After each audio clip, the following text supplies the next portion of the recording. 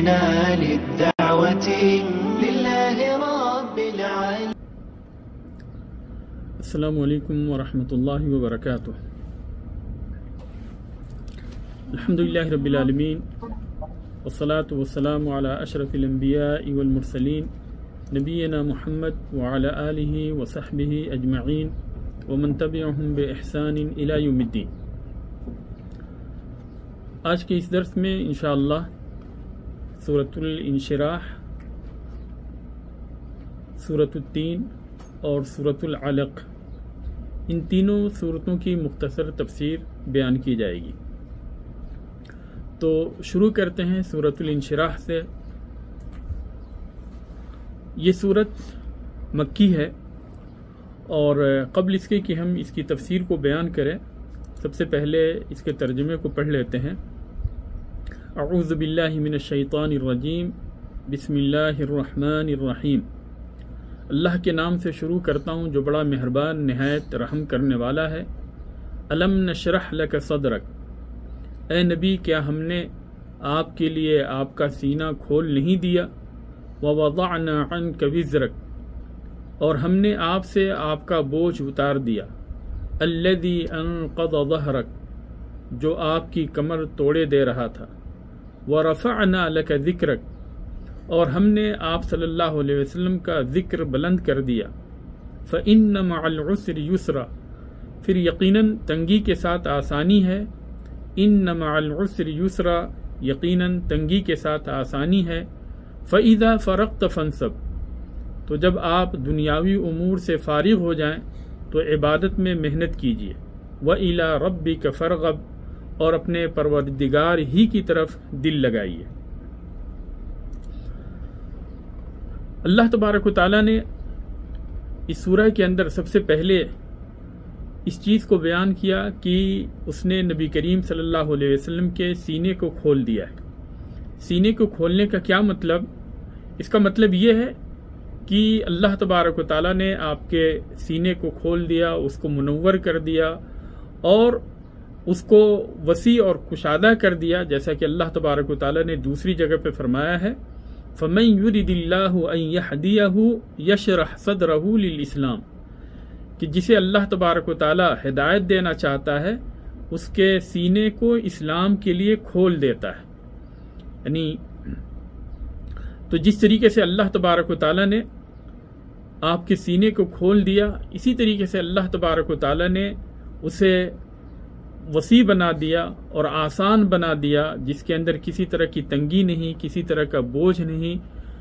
پھر اس کے بعد میں اللہ تبارک و تعالیٰ نے رسول اللہ صلی اللہ علیہ وسلم کے اوپر جو انعامات کیے ہیں، ان انعامات کو اللہ تبارک و تعالیٰ نے بیان کرتے ہوئے فرمایا وَوَضَعْنَا عَنْكَ وِزْرَكَ، کہ ہم نے آپ سے بوجھ ہٹا دیا. اس کا مطلب یہ ہے کہ جیسا کہ اللہ تبارک و تعالیٰ نے فرمایا لِيَغْفِرَ لَكَ اللَّهُ مَا تَقَدَّمَ مِن ذَنبِكَ وَمَا تَأَخَّرَ، تاکہ اللہ تبارک و تعالیٰ آپ کے اگلے اور پچھلے گناہ کو معاف کر دے. الَّذِي أَنقَضَ ظَهْرَكَ، جو بوجھ آپ کی کمر کو توڑے جا رہا تھا. اور انقاذ کا مطلب آواز کے بھی ہوتا ہے، اور بہت سارے علماء سلف نے اس کا مطلب یہ بیان کیا ہے کہ جس کا بوجھ آپ کی کمر کو توڑے جا رہا تھا. پھر اس کے بعد میں اللہ تبارک و تعالیٰ نے ایک دوسری نعمت کو بیان کرتے ہوئے فرمایا وَرَفَعْنَا لَكَ ذِكْرَكَ، اور ہم نے آپ کے ذکر کو بلند کر دیا. اس کا مطلب یہ علماء تفسیر نے اس کا مطلب یہ بیان کیا ہے، یعنی جب بھی اللہ تبارک و تعالیٰ کے ذکر ہوتا تو اللہ تبارک و تعالیٰ کے ساتھ ساتھ نبی کریم صلی اللہ علیہ وسلم کا بھی ذکر ہوتا، اور بندہ اسی وقت دین اسلام کے اندر داخل ہوتا ہے جب کلمہ شہادتین کا اقرار کرے، اشہد ان لا الہ الا اللہ و اشہد ان محمد رسول اللہ. جب اس کی گواہی دیتا ہے تو ہی جا کر وہ دین اسلام کے اندر داخل ہوتا. تو جب اللہ تبارک و تعالیٰ کا ذکر ہوتا، نبی کریم صلی اللہ علیہ وسلم کا بھی ذکر اللہ تبارک و تعالیٰ کے ساتھ ہوتا. قتادہ نے اس کا مطلب یہ بیان کیا ہے کہ اللہ تبارک و تعالیٰ نے آپ کے ذکر کو دنیا اور آخرت دونوں جگہ بلند کر دیا. چنانچہ خطیب جب خطبے کے اندر اور گواہی دینے والا اپنی گواہی کے اندر جب اشہد ان لا الہ الا اللہ کہتا ہے تو ساتھ ہی ساتھ اشہد ان محمد رسول اللہ بھی کہتا ہے. اور اسی طریقے سے جب نماز کے لیے ندا دی جاتی ہے تو اس کے اندر بھی اللہ تبارک و تعالیٰ کی گواہی کے ساتھ اشہد ان لا الہ الا اللہ کے ساتھ وان محمد رسول اللہ بھی کہا جاتا. تو جہاں کہیں پہ بھی اللہ تبارک و تعالیٰ کا نام ہوتا ہے، اللہ تبارک و تعالیٰ کا ذکر ہوتا، نبی کریم صلی اللہ علیہ وسلم کا بھی ذکر ہوتا ہے. پھر اس کے بعد میں اللہ تبارک و تعالیٰ نے اس چیز کی وضاحت کی کہ تنگی کے ساتھ آسانی. انسان کے اوپر تنگی آتی ہے، وہ مشکلات کے اندر دوچار ہوتا ہے، پریشانیوں کے اندر مبتلا ہوتا ہے، لیکن پھر اس کے بعد میں اس کے لیے آسانی آتی ہے. چنانچہ اللہ تبارک تعالیٰ نے اس چیز کو بیان کرتے ہوئے فرمایا فَإِنَّ مَعَ الْعُسْرِ يُسْرًا، یقیناً سختی کے ساتھ آسانی ہے. إِنَّ مَعَ الْعُسْرِ يُسْرًا، یقیناً سختی کے ساتھ آسانی ہے. تو اللہ تبارک و تعالیٰ نے اس چیز کو بیان کیا کہ جہاں کہیں پہ بھی سختی ہوتی وہاں پہ آسانی ہوتی، اور مزید اللہ تبارک و تعالیٰ نے اس چیز کی تاکید کی کہ سختی کے ساتھ آسانی ہوتی ہی ہے. چنانچہ انسان کی اپنی زندگی کے اندر مختلف پریشانیوں کے اندر مبتلا ہوتا ہے، اور کبھی کبھار جو ہے پڑوسی کی طرف سے اسے پریشانی جھیلنی پڑتی ہے، کبھی دوسرے لوگوں کی طرف سے اسے پریشانی ہوتی، کبھی دینی معاملات میں، کبھی دنیاوی معاملات میں. تو جہاں کہیں پہ بھی پریشانی ہو، اللہ تبارک و تعالیٰ پر وہ یقین رکھے کہ اللہ تبارک و تعالیٰ اس پریشانی کے بعد میں آسانی کو لانے ہی والا ہے. اور اسی لیے اللہ تبارک و تعالیٰ نے اس چیز کی تاکید کی کہ سختی کے ساتھ آسانی. پھر آگے اللہ تبارک و تعالیٰ نے نبی کریم صلی اللہ علیہ وسلم کو حکم دیتے ہوئے فرمایا کہ جب آپ فارغ ہو جائیں، یعنی دنیاوی امور سے، تو اللہ تبارک و تعالیٰ کی عبادت میں لگ جائیں.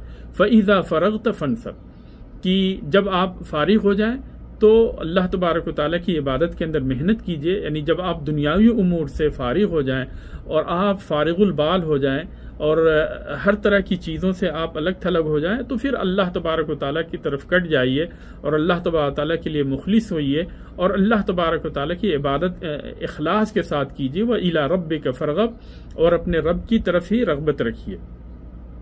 تو یہاں پہ یعنی اللہ تبارک و تعالیٰ نے مکمل طور پہ اخلاص کے ساتھ اللہ تبارک و تعالیٰ کی طرف متوجہ ہو کر اس کی عبادت کرنے کا اللہ تبارک و تعالیٰ نے حکم دیا.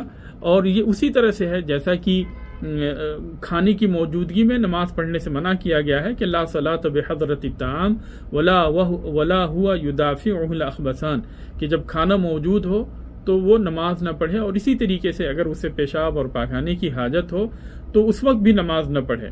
یعنی پہلے ان ساری چیزوں سے فارغ ہو جائے تاکہ یکسو ہو کر اور اللہ تبارک و تعالیٰ کی طرف متوجہ ہو کر اللہ تبارک و تعالیٰ کے لیے مخلص ہو کر اس کی عبادت کرے.